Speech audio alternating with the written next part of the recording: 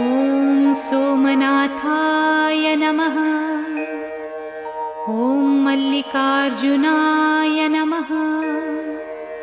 ॐ महाकालेश्वराय नमः।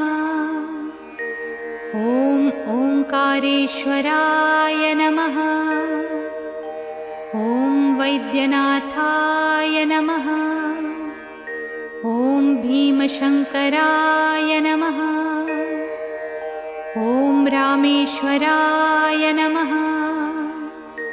ॐ नागेश्वराय नमः। ॐ विश्वेश्वराय नमः। ॐ त्र्यम्बकेश्वराय नमः। ॐ केदारेश्वराय नमः।